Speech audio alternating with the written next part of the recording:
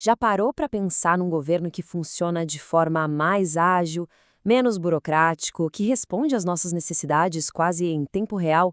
Pois é, essa é a grande promessa por trás de uma das maiores transformações tecnológicas que o Brasil está vivendo: a migração para a nuvem. Hoje, a gente vai desvendar como essa mudança no motor do serviço público pode, lá na ponta, transformar de verdade a vida de todo mundo. Para a gente entender essa história toda, nosso roteiro é bem direto. Primeiro, vamos ver qual era o dilema, sabe? Por que a tecnologia do governo estava meio que travada? Depois, vamos mergulhar na grande solução, a estratégia primeiro nuvem. A gente vai ver como a regra do jogo mudou, o que isso significa para o nosso bolso e, claro, quais são os desafios que ainda estão aí no meio do caminho. Então, para começar, vamos entender a raiz do problema.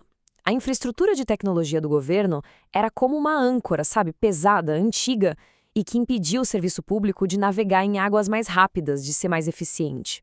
E aqui está o X da questão. De um lado, a gente tinha infraestrutura própria. Imagina só ter que comprar um prédio inteiro só para guardar arquivos, com custos gigantescos de manutenção, de segurança, de tudo. Do outro lado, os serviços em nuvens. É como se, em vez de comprar o prédio, a gente alugasse um espaço sob demanda, pagando só pelo que realmente usa. A diferença é brutal. O modelo engessado contra o modelo super ágil. E o impacto disso, olha, ia muito além da sala dos servidores. O modelo antigo falhava no que é mais essencial: entregar valor para a população. No jargão do governo, isso é o tal processo de negócio, que no fim das contas é a capacidade de emitir um documento rápido, de liberar um benefício sem demora. A tecnologia, em vez de ajudar, estava atrapalhando. Bom, com esse problemão na mesa, a resposta do governo foi uma virada de chave completa. Foi aí que nasceu a estratégia Primeiro Nuvem. E a nova diretriz é nossa. Ela é cristalina, como a gente vê aqui. Não é mais uma opção, é a regra do jogo. A nuvem virou o caminho padrão. Qualquer órgão público que precisar criar ou renovar sua infraestrutura, a primeira resposta tem que ser a nuvem. Construir um data center do zero? Agora isso é a exceção da exceção. Então, a ideia aqui não é só trocar uns servidores velhos por novos, não. A nuvem se tornou um pilar central para modernizar tudo. Desde o jeito que um hospital gerencia os dados dos pacientes, até como uma escola se conecta com os pais. É a base para ter um serviço público bem mais inteligente e conectado. Mas calma lá, ir para a nuvem não é uma estrada de mão única. O tipo de nuvem que se vai usar depende de uma coisa fundamental: o quão sensível é o dado que precisa ser protegido. Primeiro, a gente tem a nuvem pública. Pensa nela como se fosse um grande shopping center de serviços digitais. É um ambiente compartilhado que os gigantes da tecnologia oferecem, onde qualquer um, seja do governo ou de empresa privada, pode alugar recursos. É ótima para informações que não precisam de sigilo absoluto. Aí tem a nuvem privada. Se a pública é um shopping, a privada é uma loja exclusiva. É uma infraestrutura todinha dedicada a um único órgão do governo. Isso dá um controle máximo, quase como se fosse um data center próprio, mas com toda a flexibilidade da tecnologia de nuvem. E por último, a joia da coroa, a nuvem de governo. Esse aqui é o cofre forte digital do Estado. É um tipo especial de nuvem privada, gerenciada só por entidades públicas e foi desenhada para guardar as informações mais críticas e sigilosas do país, garantindo soberania e segurança no nível máximo. E essa tabela aqui, nossa, ela resume tudo de um jeito bem fácil. As regras são super claras.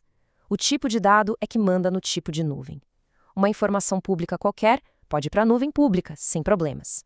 Agora, dados de sigilo fiscal ou bancário, aí são tesouros que precisam da proteção máxima da nuvem de governo. Informações classificadas como secretas, nuvem pública, nem pensar. A segurança do dado sempre em primeiro lugar. Ok, tudo isso é muito legal, mas e a pergunta que não quer calar? E a grana? O que é mais vantajoso para o cofre público? Construir e manter um data center ou alugar esse serviço na nuvem? A resposta para isso está num conceito que é chave: o custo total de propriedade, ou, como a gente chama, TCO. Pensa num iceberg. O preço de comprar um servidor é só aquela pontinha que a gente vê fora d'água. O TCO obriga a gente a olhar para tudo que está submerso: os custos de manutenção, de energia, de pessoal especializado, as atualizações, o custo real no longo prazo. E quando a gente coloca na ponta do lápis, a diferença financeira é gritante. O modelo antigo exigia um investimento inicial gigantesco, um dinheirão que ficava imobilizado e que podia ser usado em outras áreas. Já a nuvem transforma esse gasto numa despesa mensal, tipo uma conta de luz. Paga-se pelo que se usa, com flexibilidade para aumentar ou diminuir quando precisar. É uma otimização enorme do dinheiro público. E para fazer essa flexibilidade toda funcionar, o jeito de contratar também teve que evoluir, né? Em vez daqueles contratos rígidos e super longos, o governo agora pode, por exemplo, comprar créditos de nuvem e usar como e quando precisar. Ou pode fazer uma competição para ver qual fornecedor dá o maior desconto. O objetivo é sempre o mesmo: pagar de um jeito mais inteligente e, no fim, gastar menos. Mas é claro que essa jornada não é um passeio no parque. Nem tudo são flores, né? Existem desafios e riscos bem importantes que precisam ser gerenciados com muito, mas muito cuidado. E os riscos não são pequenos, não. Pensa só, como garantir a segurança dos dados nesse ambiente novo? Como evitar que os custos saiam do controle, já que o modelo é de uso contínuo? E um ponto super importante, como garantir que o governo não fique refém de um único fornecedor? Gerenciar esses pontos é tão crucial quanto a migração em si, porque o sucesso da estratégia toda depende de navegar por essas turbulências com muita inteligência.